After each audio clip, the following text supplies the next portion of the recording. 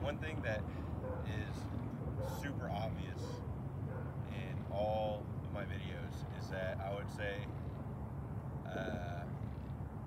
not every one of them, but quite a few of them are all contradicting each other.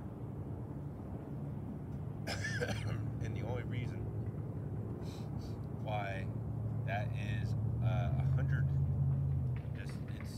that's so important to me is the fact that I don't get stuck in one concept for too long. I come up with something that feels like it has the ability to contribute to my technique, and I let it settle into my technique organically, and I see if I can keep that momentum going, see if I can replicate it over the course of a period of multiple days and multiple practices. If it's possible, then that's great. But then in turn, which brings up a couple more questions, because the technique has become clearer, I'm going to muddy the water again just to see and test if it's applicable. And the majority, and it's slowly becoming, the picture is slowly becoming clearer and clearer and clearer, but I just have to keep refining it, of course. But you do that through contradiction, through challenging what the norm is, through challenging the status quo, through saying that even if you're not wrong, there is multiple ways of doing things. And I hate saying that, just because that's a big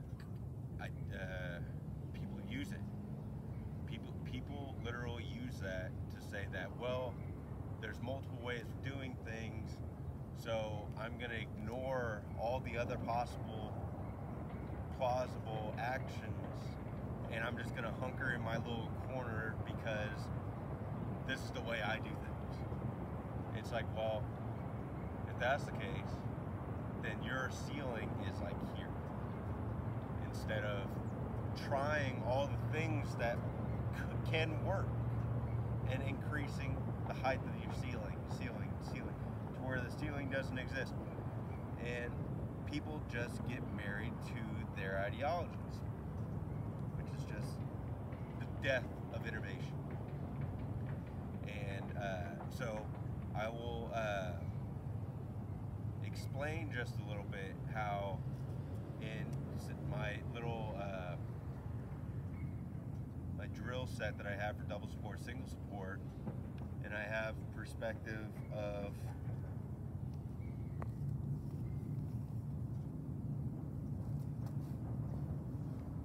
keeping the ball behind my hamstrings here, and then working here. Well, I know that my left side looks super funky, and I know that when I get to the catch just with the ball, that somewhere along that line there is no pressure on my left side. So I have to change my perspective. So this isn't single support anymore. This is double support. And when I go into work here, here's the ball. Like, it's my right side is almost running into the ball, but then I can use it to push outward, and then throw. There's no weight here. There is no weight here. So I can use this catch, double support. I'm making contact with the ball. Here, I'm getting out to double support into 90 degrees. And then I can think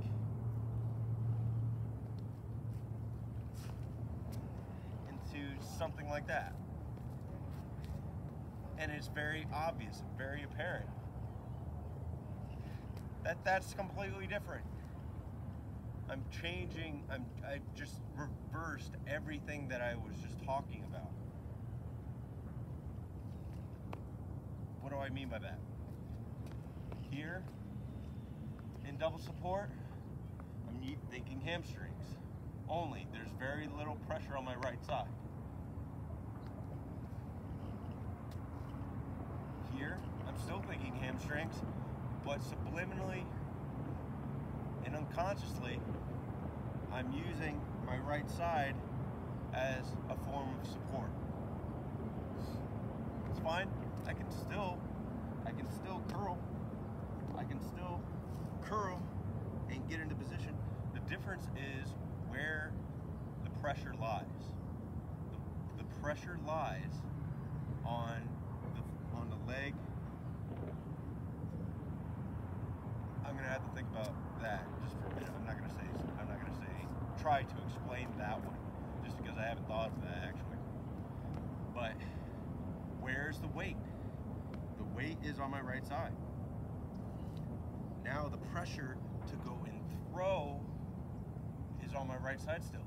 So this is something that's really interesting, because I can then because I want right side action. I want a density in my right side. But the pitfalls of this direction is that I think about curling without support from my right side, I'm just going to go forward.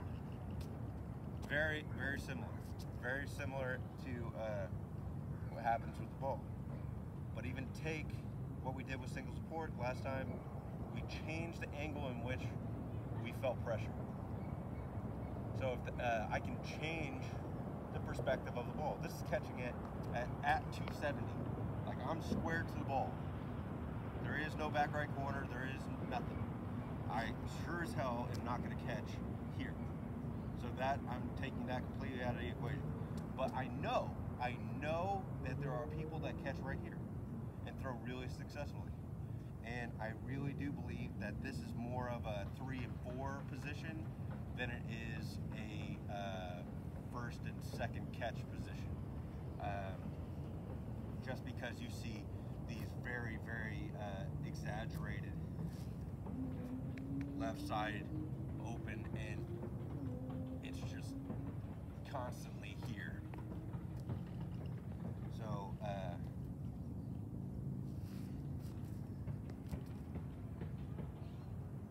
thinking square to ghost to there. Okay. Which brings up another. This is big. This is the other thing that's really big too. Because it doesn't feel good. This doesn't feel right. But it doesn't matter. It doesn't matter. Which brings up the next kind of idea. Why I don't like the heel and exaggerating the heel. Simply because the heel is an indication to me that the throw is over. So when this happens, I'm done with my left side. But the thing is that my right side it's not done working. So my left side's done and my right side hasn't started yet. I don't want that. I want it to be together. So if I'm here and I'm square to the ball and I think of curling, I'm going to be here, and then I'm going to work the ball. So this is a huge piece of timing. Very, very tough. Very difficult because I still don't have a clear, it's not 100% clear, because say that we have here,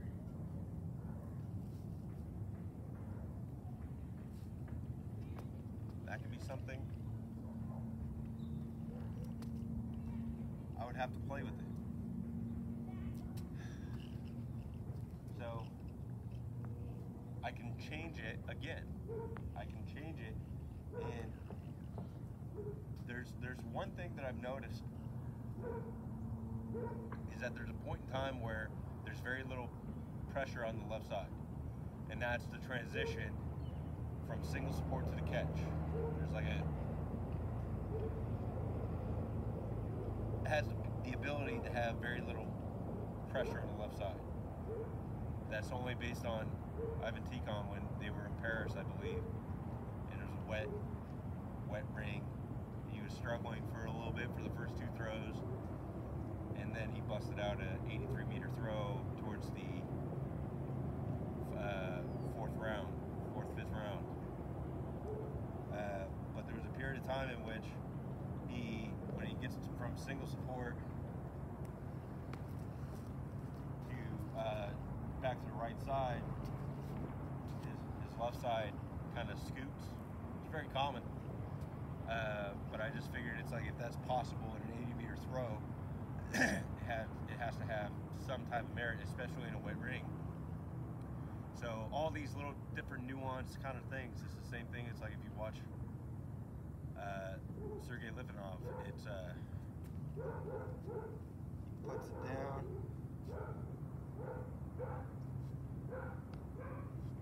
And there's very, very subtle action backwards. It's like, well, the only thing that's going to cause that is hamstrings. So all little things that I'm trying to incorporate, or trying to put myself in a position to feel. So take this for example, this direction, this perspective. It may not work.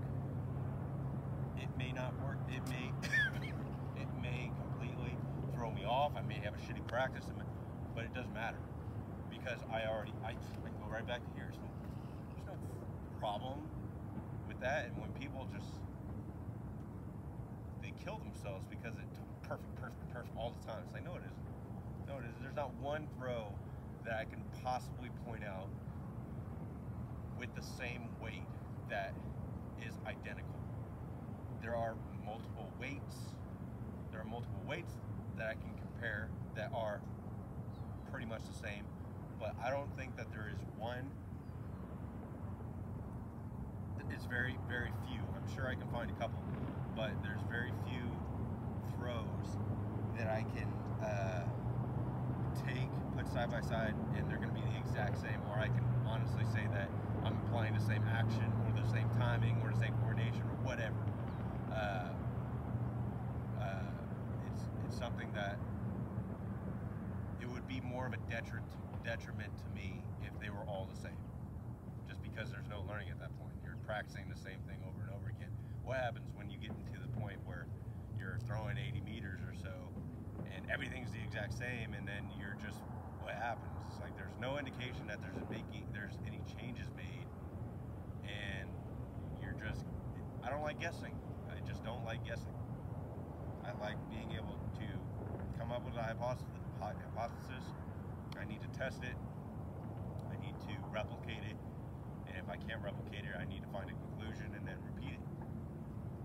Or come up with a different hypothesis. That's just the way shit is supposed to work.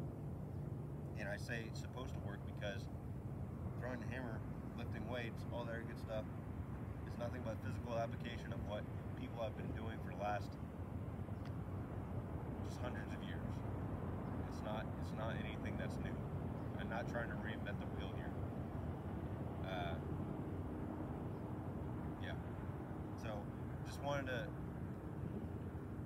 bring up, just because I'm working on a particular set of something doesn't mean I'm not thinking about other perspectives.